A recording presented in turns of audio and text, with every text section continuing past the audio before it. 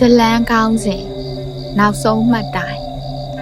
ဦးမင်းနိုင်ကရန်ကုန်မြို့ရဲ့ညဦးပိုင်းမှာတက္ကစီမောင်းတဲ့လူတစ်ယောက်ပါတညမှာတော့မြို့ပြင်ကတုတ်တန်ဟောင်းတစ်ခုနာမှာအဖြူရောင်ဝတ်စုံဝတ်ထားတဲ့မိန်းကလေးတစ်ယောက်ကိုတင်ခဲ့မိပါတယ်မိုးကတဖွဲဖွဲရွာနေပြီးလမ်းမကြီးကတိတ်ဆိတ်နေပါတယ်ဦးမင်းနိုင်တက္ကစီမောင်းလာရင်လမ်းဘေးမှာတယောက်တည်းရက်နေတဲ့မိန်းကလေးကိုတွေ့တော့တနာတာနဲ့ကားရက်ပေးလိုက်ပါတယ်။သမီးဖယ်သွားမလို့လေ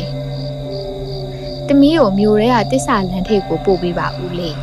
။မိန်းကလေးရဲ့အတန်အေးဆက်နေပြီးသူမစီကနေနှင်းစီပန်းနံလိုအမွှေးတိုင်နံလိုရနံတစ်ခုရနေပါလေ။လမ်းတစ်လျှောက်လုံးသူမကစကားတခွန်းမှမပြောပဲပြတင်းပေါက်အပြင်ဘက်ကိုပဲငေးကြည့်နေခဲ့တယ်။တစ္ဆာလမ်းထိပ်ကိုရောက်တဲ့အခါမိန်းကလေးကဆင်းသွားပါတယ်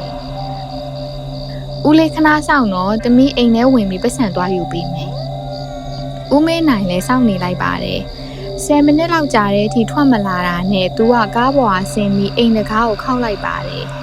။အသက်ကြီးကြီးအမျိုးသမီးတစ်ယောက်ထွက်လာပါတယ်။အန်တီခုနကဝင်သွားတဲ့မိန်းကလေးကတက္ကစီကပေးဖို့ပြောထားလို့ပါ။အန်တီကြီးကမျက်ရည်တွေဝဲရင်နန်ရန်ဓာတ်ပုံတစ်ပုံညွှန်ပြပါတယ်။ဒါကျမသမီးလေးပါ။သူကလွန်ခဲ့တဲ့တစ်နှစ်ကဒီလိုမိုးရွာတဲ့ညမှာပဲကား accident ဖြစ်ပြီးဆုံးသွားတာပါ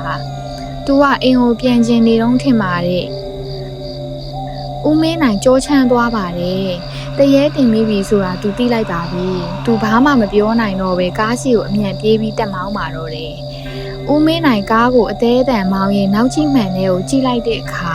မင်းကလေးကနောက်ခန်းထဲမှာရှိမနေတော့ပါဘူး။ဒါပေမဲ့သူ့ရဲ့ဘေးကခရီးတဲ့ထိုင်ပေါ်မှာသူ့ကိုယ်သူထိုင်နေတာကိုမြင်လိုက်ရပါတယ်။ပြီးတော့သူ့ရဲ့လက်တွေကိုကြည့်လိုက်တဲ့အခါလက်တွေကတဖြည်းဖြည်းပျောက်ကွယ်နေပြီးဖောက်ထွင်းမြင်နေရပါတယ်။အဲ့ဒီအချိန်မှာရေဒီယိုကသတင်းကြေညာသံထွက်လာပါတယ်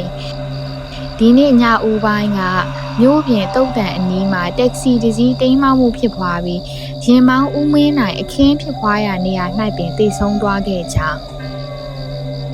တကယ်တော့ဦးမင်းနိုင်ကသူ့ကိုယ်သူတည်သွားမှမသိပဲဝိညာဉ်ချင်းဝိညာဉ်ကိုတင်ဆောင်ပြီးမောင်းနေခဲ့တာပဲဖြစ်ပါတော့